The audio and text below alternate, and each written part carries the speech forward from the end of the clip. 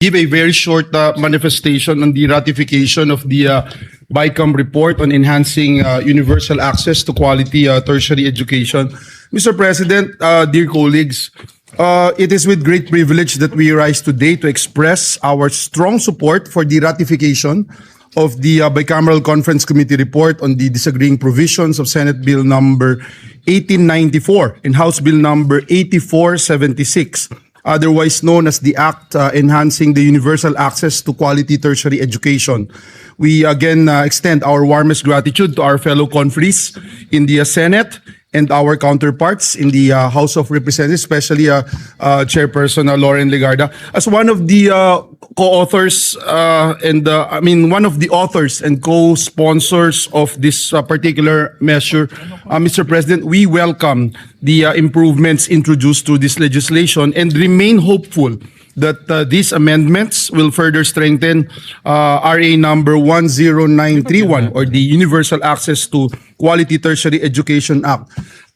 More importantly, we trust that these reforms will remain faithful to the original spirit and intent of the law, a landmark measure that we, together with some of our colleagues here, including our Senate President, envisioned during its passage to make higher education more accessible to every deserving Filipino learner, especially those who face the greatest economic barriers.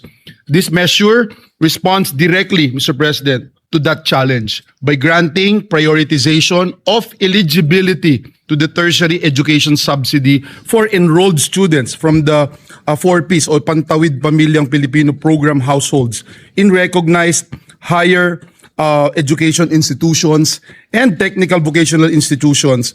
We are helping, Mr. President, ensure that financial hardship does not stand in the way of educational opportunity. So ultimately, Mr. President, this measure advances our collective goal of building a more equitable and inclusive education system. It strengthens the country's commitment to supporting learners not only in gaining access to tertiary education but also in successfully completing it and realizing their full potential. Again, Mr. President, for these reasons, we wholeheartedly support the ratification of this BICAM report. Maraming salamat, Ginoong Pangulo. At, Thank you, Senator Joel Villanueva. Thank you very much, sir, Deputy Majority Floor Leader. Thank you, sir. With that, I move to consider Senate Bill number 1991 and the committee report number 53. I so move, Mr. Is President. there objection? Hearing none, the motion is approved. This is an act strengthening the National Agriculture and Fisheries Extension System to accelerate agriculture and fisheries development, Mr. President. The sponsor of this measure is Senator Kiko Pangilinan, and may we recognize the sponsor and to amend Senator Joel Villanueva. Yeah, we recognize the sponsor, Senator Kiko Pangilinan, and Senator Joel for his amendments. Thank you, Mr. President. If I may, Mr. President, with the permission of our chairperson, on page 5, this representation would like to propose that we delete lines 24 and 25 and replace them with the following.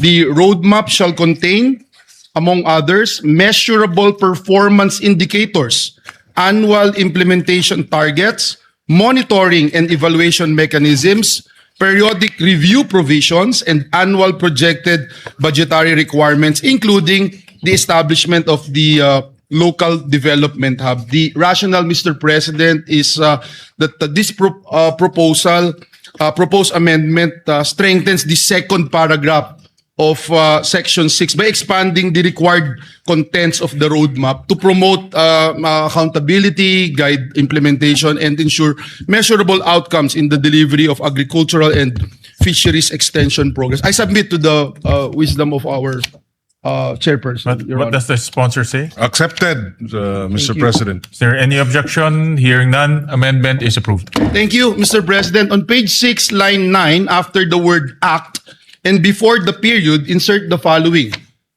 And other applicable laws, and without diminution of vested rights, benefits, and security of tenure of affected personnel. So the paragraph, Mr. President, will now read as follows. The Secretary is also authorized to reorganize the department's internal offices to determine if existing ones, in the interest of economy and efficiency, need to be integrated into the establishment of the BAX, subject to the provisions of RA Republic Act number 12231 or the Government Optimization Act and other applicable laws, and without diminution of vested rights, benefits, and security of tenure of affected personnel. I so move, Mr. President, if it is acceptable to our What dear does the colleagues. sponsor say? Wholeheartedly accepted, Mr. President. Is there any objection? Hearing none, amendment is approved. Thank you, Mr. President. Mr. President, on page 7, between lines 10 and 11, insert a new paragraph. The Technical Education and Skills Development Authority, or TESDA, shall assist the BAEX in the development and implementation of technical, vocational, competency-based, and certification programs for AEWs, farmers, and fisherfolk, consistent with its mandate and subject to existing laws, rules, and regulations. I so move, Mr. President. Is there any objection? What does the sponsor say? If it is accepted. Yes, being the testament, Mr. President, we accept fully and wholeheartedly this amendment. Any objection? Hearing none, the amendment is approved. Thank you again, Mr. President, to our sponsor. On page 10, line 14, after the period, insert the following sentence. For this purpose, the BAEX shall submit to the COCAFAM an annual report on the implementation of this act, including fund utilization, performance outcomes, progress in achieving the targets under the roadmap, and key implementation challenges. I submit to the wisdom of the chairperson. What does the Accepted, sponsor say? accepted, Mr. President. Thank you again, Mr. Any objection? Hearing none, amendment is approved. Mr. President, last but not the least, on page 10, delete lines 15 to 21 and replace them with the following. Section 19, implementing rules and regulations. The rules and regulations necessary for the effective and efficient enforcement of the provisions of this act shall be formulated by the department in coordination with the CHED, relevant national government agencies, LGUs, SUCs, and private sector, the private sector, farmers and fisherfolk organizations, civil society organizations, and other stakeholders, and shall be implemented within 90 days from the effectivity of this act. The IRR shall include, among others, the phased implementation of the transition from the ATI to the BAEX, personal transition mechanisms, asset and resource transfer procedures, institutional coordination protocols, qualification standards, and safeguards to ensure the uninterrupted delivery of agricultural and fisheries extension services. Unjustified or willful failure or refusal of the concerned agencies to promulgate the implementing rules and regulations, IRR, within the specified period shall subject the heads of these government agencies to administrative penalties under applicable civil service laws. Should the IRR contain provisions that are contrary to this act, the head of the government agencies responsible for such provision, when done in bad faith or with gross negligence, shall be held administratively liable. I submit, Mr. What President. does the sponsor say? Accepted, Mr. President. Any objection? Hearing none, amendment is carried. Thank you very much, Mr. President. We'd like to put on record our sincerest thanks and gratitude to our distinguished sponsor of the measure. Thank you, Mr. President. Thank you, dear colleague. We'd like to thank Senator Joel for his amendments. Mr. President, with the permission of the majority leader, we just have a few more amendments for this measure. Please proceed. Yes, Section 4, creation of the Bureau of Agriculture Extension, BAEX, first paragraph, on page 3, line 27, between the words agriculture and extension, insert the phrase and fisheries. And on the same line, delete the acronym BAEX and replace with the acronym BAFEX. This shall be an omnibus amendment in the bill to reflect the name of the new DA Bureau, which is the Bureau of Agriculture and Fisheries Extension, or BAFEX. The first paragraph of Section 4 as amended shall now read as follows. creation of the Bureau of Agriculture and Fisheries Extension, BAFEX. The Agriculture Training Institute is hereby transformed and strengthened into the Bureau of Agriculture and Fisheries Extension, hereinafter referred to as the BAFEX. It shall be a line bureau in the Department of Agriculture under the supervision of the Undersecretary for Operations.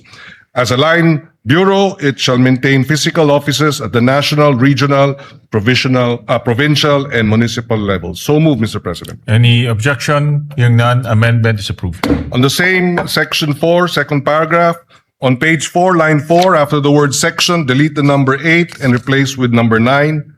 And it shall now read as follows. The BAFEX shall be headed by a bureau director with 2 assistant directors at the national level who shall head the technical services and administration and finance service. Technical service and administration and finance service, respectively.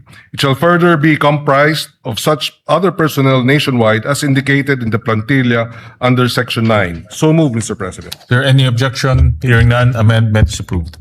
Thank you, Mr. President. Section 9, plantilla of BAFEX personnel. First paragraph, on page 6, line 25 to 31. Starting from the word agriculture, on line 25, delete the rest of the paragraph ending with the word country on line 31 and replace with the following.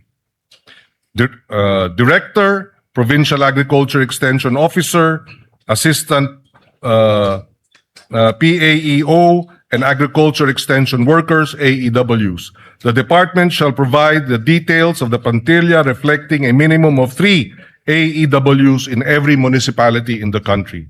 The first paragraph of Section 9 shall now read as follows. Section 9, plantilla of BAFEX personnel. There shall be a plantilla of positions in the BAFEX, namely Bureau Director, 2 Assistant Directors, Regional Director, Provincial Agriculture Extension Officer, PAEO, Assistant PAEO, and Agriculture Extension Workers, AEWs. The department shall provide the details of the plantilla reflecting a minimum of 3 AEWs in every municipality in the country. So move, Mr. President. Is there any objection? Hearing none, amendment is approved. Section 9, third paragraph. On page 7, delete the entire paragraph on lines 5 and 6 and replace with the following paragraph.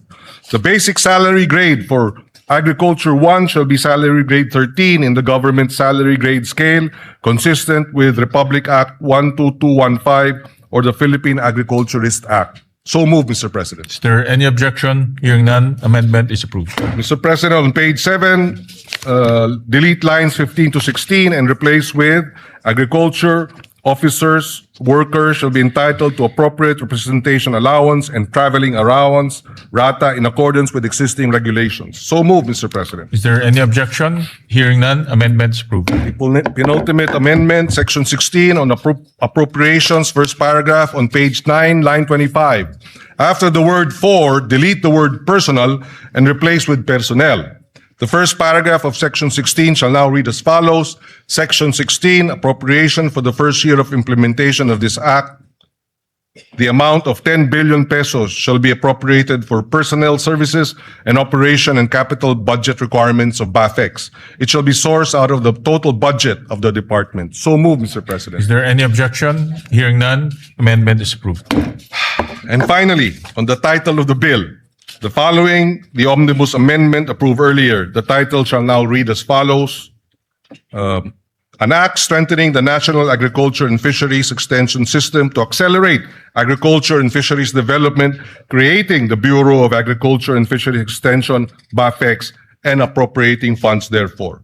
Subject to style, Mr. President, so move. Is there any objection? Hearing none, amendment is approved, subject to style. Thank you, Mr. President. There are no other amendments. With the permission of the Majority Leader, I move to terminate the period of amendments. Thank you very much, Mr. President. With that, no other member wishes to make any further amendments. I move to close the period of amendments. Is there any objection? Hearing none, period of amendments hereby closed. Mr. President, I move to approve on second reading Senate Bill number 1991 under Committee Report number 53. Is there any objection? Hearing none, Senate Bill number 1991 is hereby approved on second reading.